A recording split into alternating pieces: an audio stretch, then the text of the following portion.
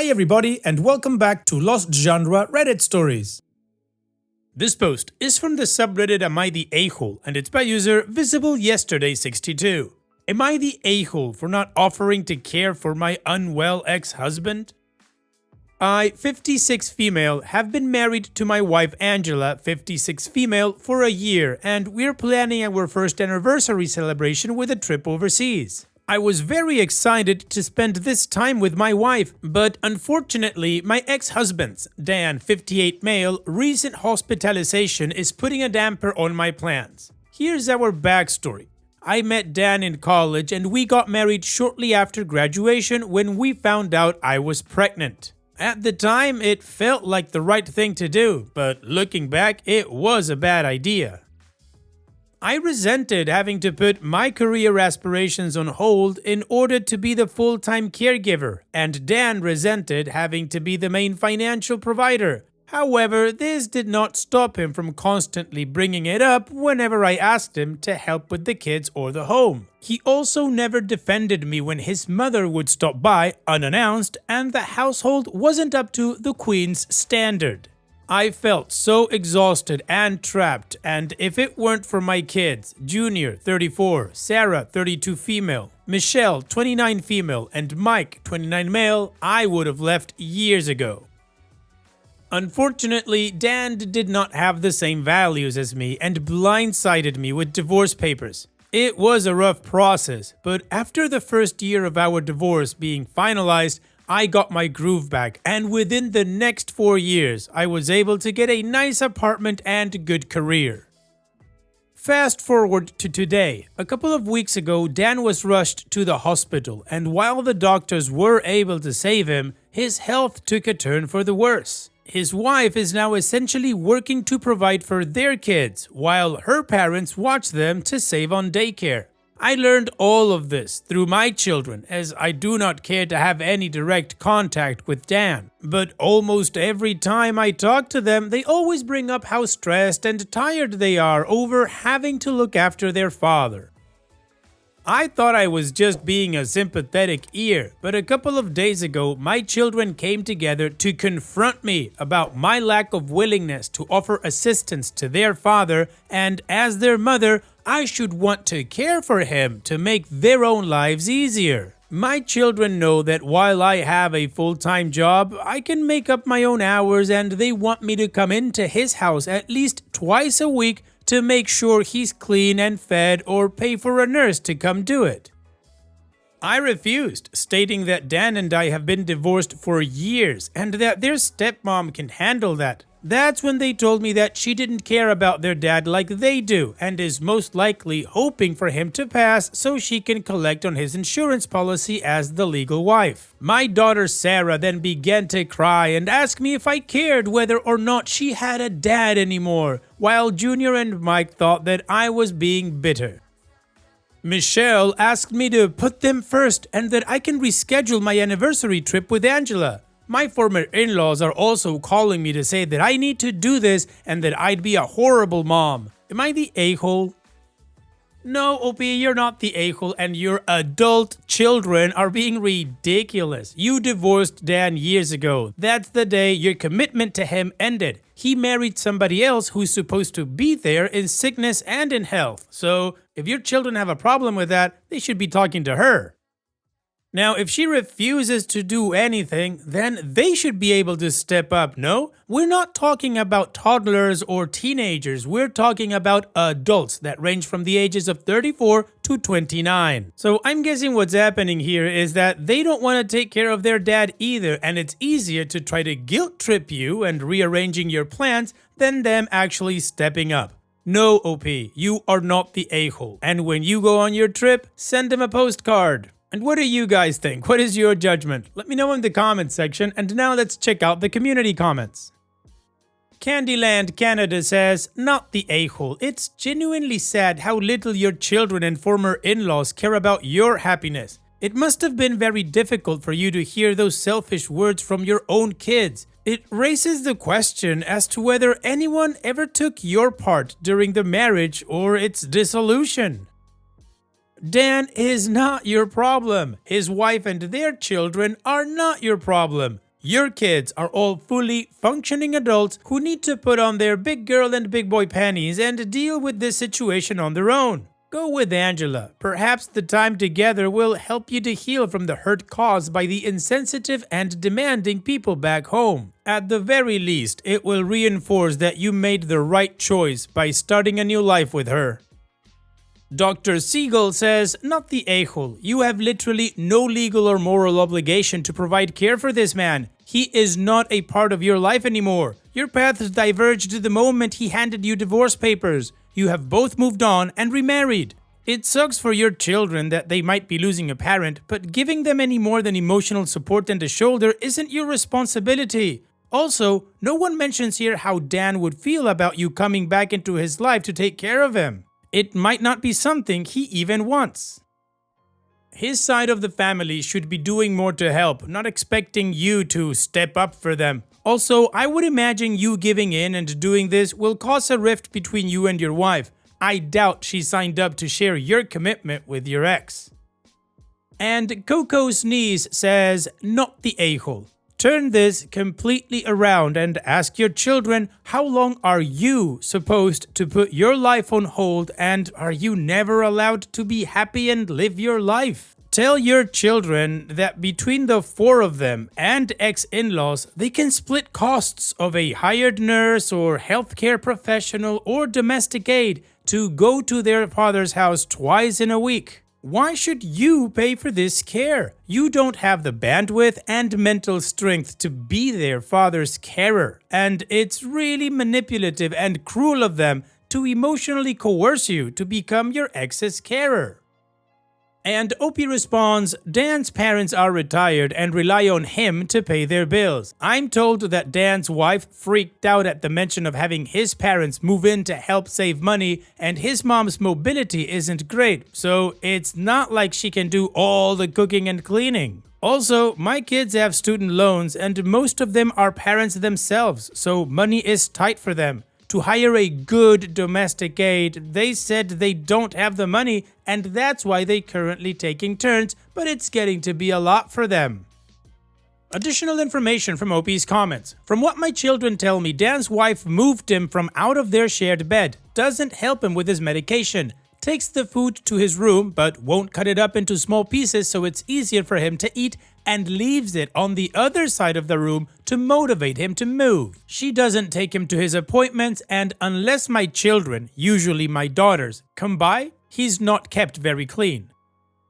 My children say that Dan has limited mobility and can't verbally communicate like he once did at the moment, but the doctors have hope that he'll be able to regain most of his functions if they stick to the plan. Now, they have talked to her, but she just lashes out at them, saying she's too busy with her new job and being the only parent to her kids. It got to the point where she temporarily banned my children from entering the home for a few days until they apologized to her. Right now, my kids are taking turns caring for him, but they all live about 40 minutes to an hour away while I live about 20 minutes. Most of my kids have children of their own, and their partners aren't happy about their lack of effort with their own kids on a currently undetermined amount of time.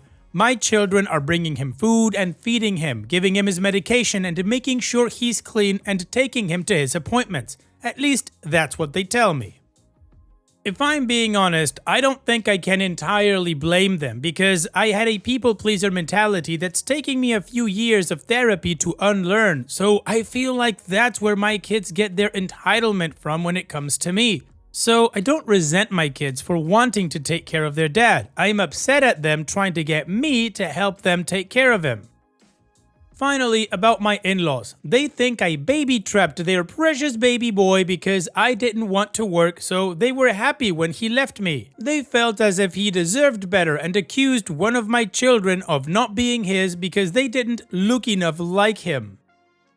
Alright, well, the community agrees that OP is not the a-hole, and it's basically the same argument. Dan and OP were divorced, so it's no longer OP's responsibility to take care of Dan, it's the new wives and, at most, the kids, which apparently are having issues with their own partners about how much time they're taking care of their dad. So now, let's move on to the update to see how this story ends.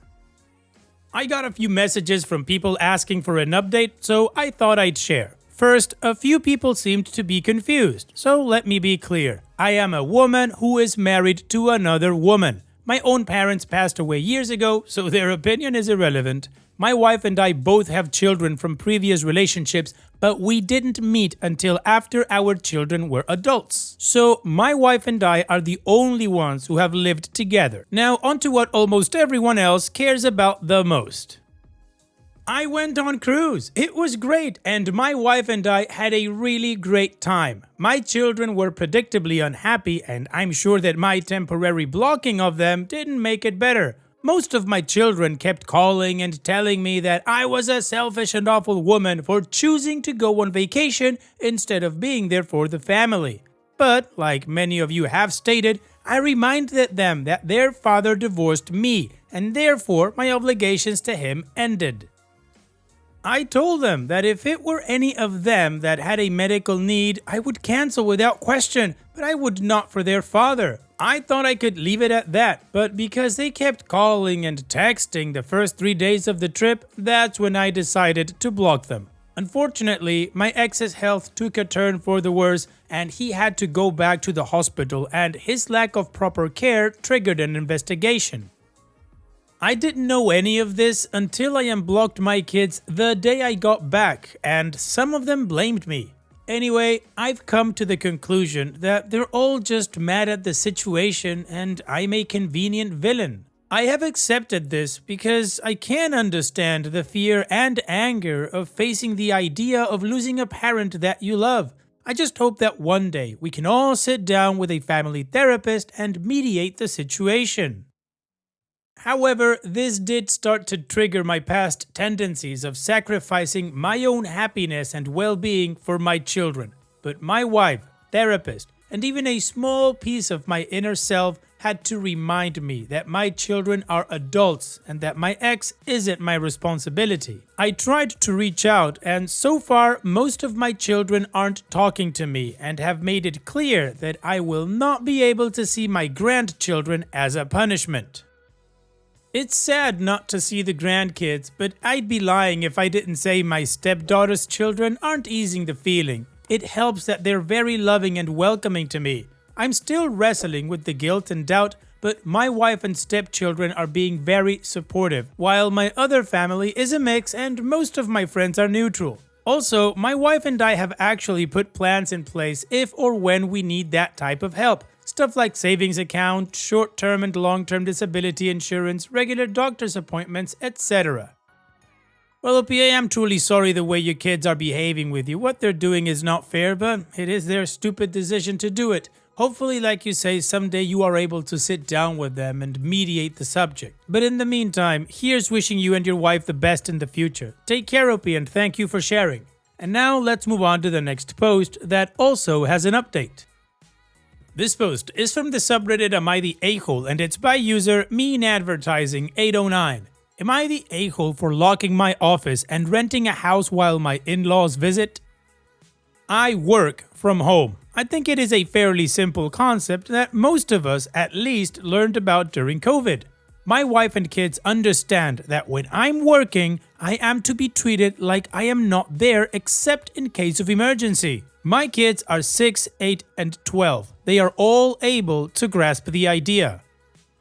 My father-in-law, his wife, and their kids visited us last week before back to school. They have stayed with us before and they do not understand what work from home means. His wife is a bimbo that married him for his money, so I can understand her. And her kids share her DNA, so there's that. My father-in-law owned his own business though. He seemed intelligent until my wife's mom passed away and he got remarried.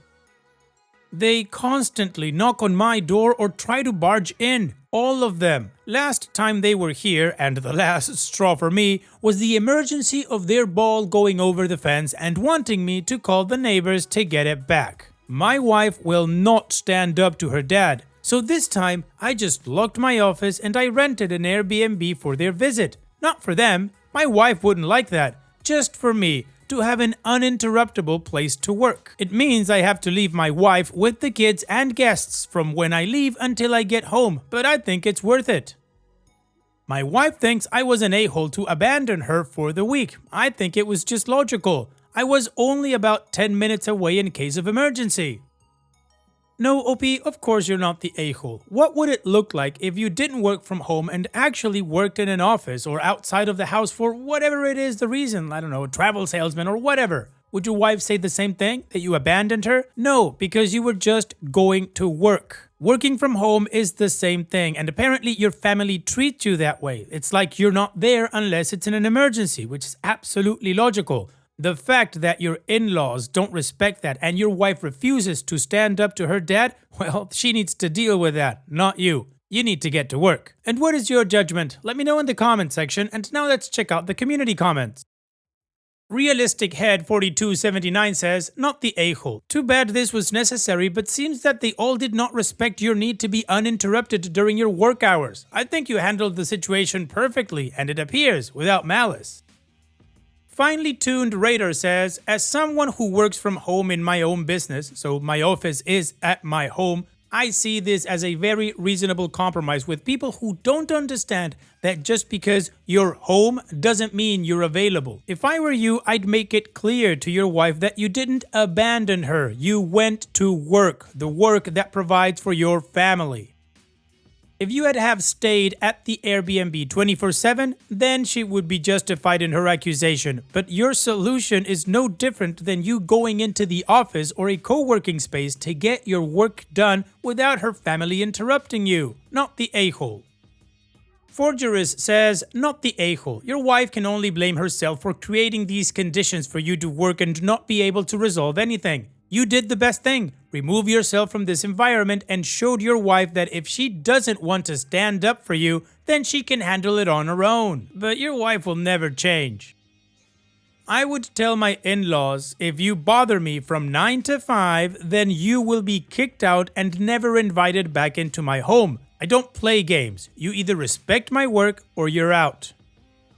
And Personality Tree says, so, your spouse and your kids are 100% prohibited from interacting with you? Sounds like your wife is a single parent because she and your children inconvenience you. Is your wife able to carry out every household task without her partner? Is she ever interrupted or inconvenienced being a single parent all day?